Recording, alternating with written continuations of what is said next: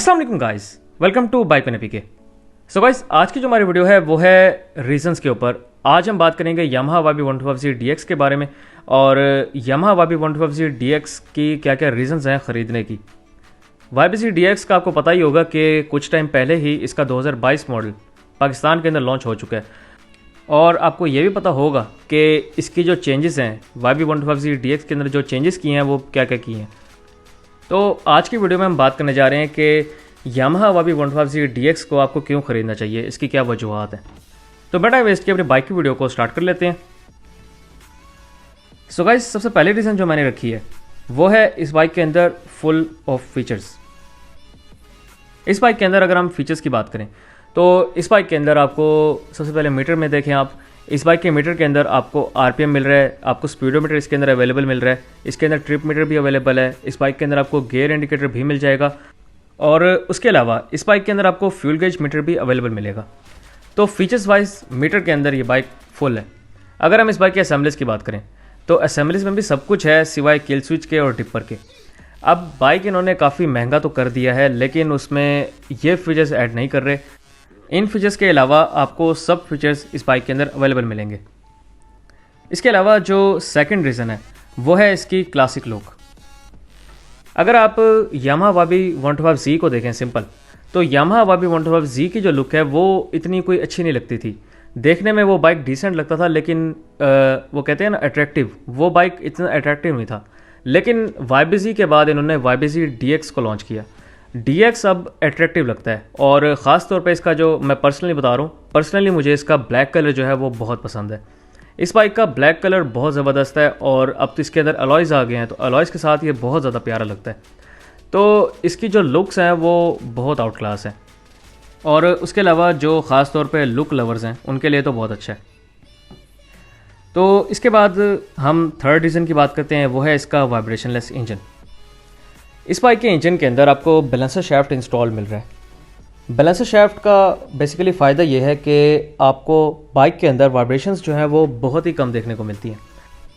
अगर आप बाइक को चलाएं नॉर्मल स्पीड पर 30 या 40 की स्पीड पर तो आपको बाइक के अंदर जो वाइब्रेशंस हैं वो ऑलमोस्ट ना होने के बराबर मिलती हैं वाइब्रेशंस। अगर आप इस बाइक को 70 तक भी ले जाएं तो आपको वाइब्रेशंस तब भी ना होने के बराबर मिलेंगी। लेकिन अगर आप 70 क्रॉस करें तो कुछ ना कुछ आपको वाइब्रेशंस मिलती हैं लेकिन वो बर्दाश्त के काबिल होती हैं। उस तरह नहीं है कि जिस तरह होंडा 125 है वो तो 60 पे ही आपको बता देता है कि मैं क्या चीज़ हूँ। आपको 60 की स्पीड पे ही पता लग जाता है कि आप किसी वाइब्रेटर मशीन पर बैठ गए हैं। बहरहाल इसके अलावा अगर हम फोर्थ रीज़न की बात करें तो वो है इसकी लो मेंटेनेंस कॉस्ट। इस बाइक के अंदर आपको जो मेंटेनेंस की कॉस्ट आती है वो बहुत ज़्यादा नहीं आती। अब फॉर एग्ज़ाम्पल अगर आप होंडा 125 के अंदर 700 रुपये या 800 रुपये भरते हैं इसकी मेंटेनेंस करवाने के लिए तो आपको यामाहा YB 125Z के अंदर भी ऑलमोस्ट इतने ही भरने पड़ेंगे या 100-150 रुपये ज़्यादा भरने पड़ेंगे बस, या आपको हो सकता है कम भरने पड़े इससे, क्योंकि रेट्स का बहुत ज़्यादा डिफरेंस नहीं है, रेट्स का 19-20 का ही डिफरेंस है। तो अगर आप होंडा 125 से शिफ्ट करें यामाहा YB 125Z DX की तरफ और आप इस चीज़ में कंफ्यूज हों कि यार इस बाइक की मेंटेनेंस ज़्यादा होगी, इसके पार्ट्स ज़्यादा महंगे होंगे, तो ऐसा कुछ भी नहीं है। इसके जो पार्ट्स हैं वो बहुत ज़्यादा महंगे नहीं हैं। अगर आप होंडा 125 के बाद शिफ्ट कर रहे हैं तो आपको सिर्फ 100-150 का डिफरेंस मिलेगा पार्ट्स के अंदर। पार्ट्स इसके बहुत ज़्यादा महंगे नहीं हैं और उसके अलावा जो मेंटेनेंस की कॉस्ट है वो भी इतनी ज़्यादा नहीं है इसकी। तो मेंटेनेंस कॉस्ट वाइज और पार्ट्स की कॉस्ट वाइज ये बाइक आपके लिए अफोर्डेबल है। हाँ, जहाँ तक इसकी प्राइस की बात है तो प्राइस पे तो मैं भी कहता हूँ कि इसकी प्राइस बिल्कुल भी डिज़र्वेबल नहीं है, लेकिन जहाँ तक पार्ट्स की कॉस्ट की बात है और मेंटेनेंस कॉस्ट की बात है तो वो अफोर्डेबल है। इसके बाद अगर हम इसकी फिफ्थ रीज़न की बात करें तो वो है इसकी ग्रेट रोड ग्रिप। अगर आप इस बाइक के टायर्स देखें तो इस बाइक के टायर्स बहुत अच्छे बनाए गए हैं। इसका फ्रंट टायर, इसका बैक टायर बहुत अच्छा है। इसके दोनों टायर्स बहुत अच्छे हैं और ख़ास तौर पे जब आप इसको चलाते हैं तो आपको प्रॉपर्ली पता लगता है कि इसकी रोड ग्रिप कैसी है। तो टायर्स अच्छे हैं, टायर्स अच्छे होने की वजह से जो बाइक की रोड ग्रिप है उसमें बहुत ही डिफरेंस आ जाता है, बहुत अच्छी हो जाती है वो रोड ग्रिप। जहाँ तक टायर्स मैटर करते हैं वहाँ तक इस बाइक की लेंथ भी मैटर करती है। इस बाइक की जो लेंथ है वो नॉर्मल बाइक से थोड़ी सी ज़्यादा है, इसी वजह से इस बाइक की जो रोड ग्रिप है वो भी अच्छी रहती है, मतलब ये बाइक जम के चलते हैं रोड पर।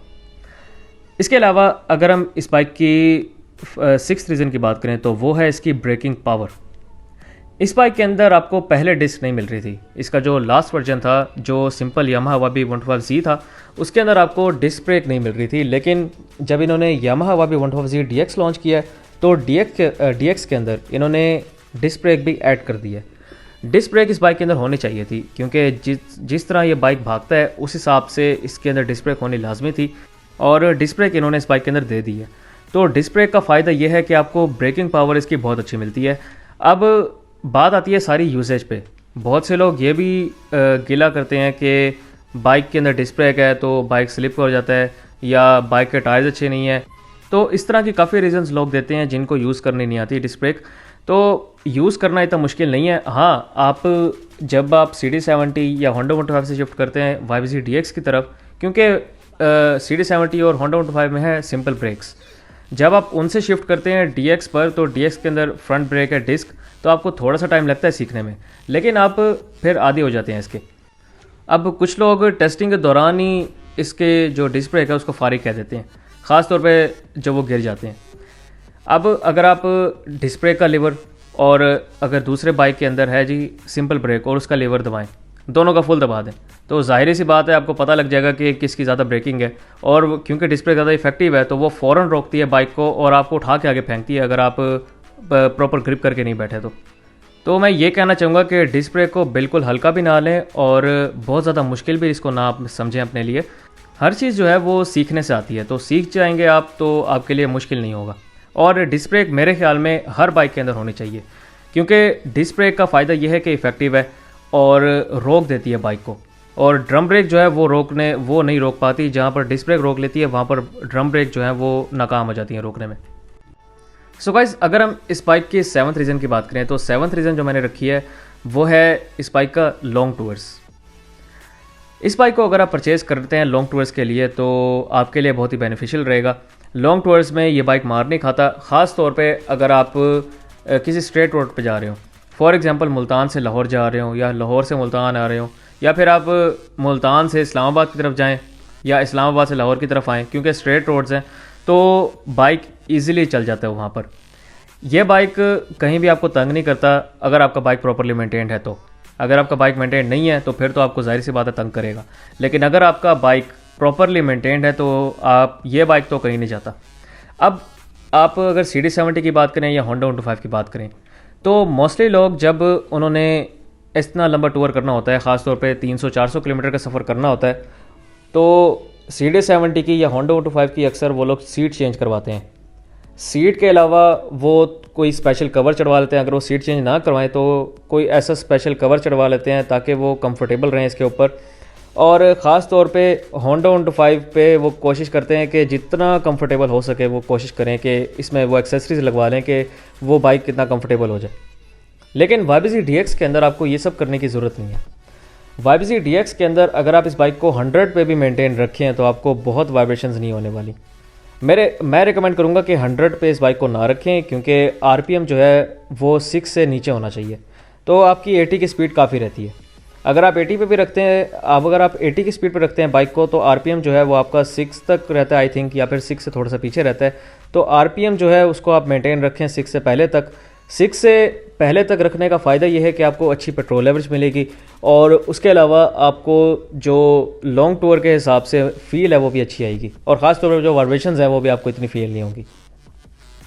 अब अगर आप Honda 125 को 80 पे रखते हैं और Yamaha YB 125 DX को 80 की स्पीड पे रखते हैं तो आपको फ़र्क पता लग जाएगा। मैंने पर्सनली Honda 125 भी चलाया हुआ है और उसके अलावा Yamaha YB 125 DX भी चलाया हुआ है, और दोनों को एक स्पीड पे मेंटेन भी रख के देखा हुआ है। तो मैं आपको प्रॉपरली बता सकता हूँ कि आपके लिए कौन सा ज़्यादा कंफर्टेबल रहेगा लॉन्ग टूर्स के लिए। अब उसके अलावा एक और रीज़न है, वो है इसकी अच्छी पेट्रोल एवरेज। इस बाइक की जो पेट्रोल एवरेज है वो 40 to 45 किलोमीटर पर लीटर ईज़िली आपको मिल जाती है। इस बाइक की पेट्रोल एवरेज आपको वैसे अगर आप निकालने वाले बने तो आपको 50 तक भी मिल जाती है।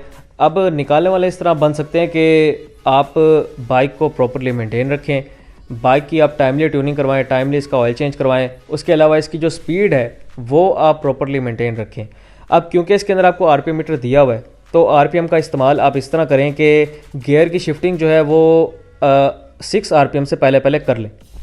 इससे फ़ायदा ये होता है कि अगर आप बाइक को 6 RPM से पहले पहले तक रखेंगे तो आपका बाइक जो है वो एवरेज बहुत अच्छी देगा। तो एवरेज वैसे तो इसकी 40 to 45 मिल जाती है, लेकिन इस तरह जो मैंने आपको बातें बताई हैं, अगर आप ये चीज़ें भी फॉलो करेंगे तो आपको जो बाइक है वो आपको 50 तक एवरेज इजीली दे सकता है। सो गाइस, ये थी कुछ रीजंस यामाहा वाबी 125Z DX को बाय करने की। अगर मैंने कुछ मिस कर दिया हो तो मुझे लाजमी बताएं। और ये थी मेरी आज की वीडियो। उम्मीद आपको वीडियो पसंद आई होगी। अगर आपको वीडियो पसंद आई हो तो इस वीडियो को लाइक करें, इस वीडियो को शेयर करें और इस वीडियो पर कमेंट करना ना भूलें। Thank you very much. अल्लाह हाफिज़।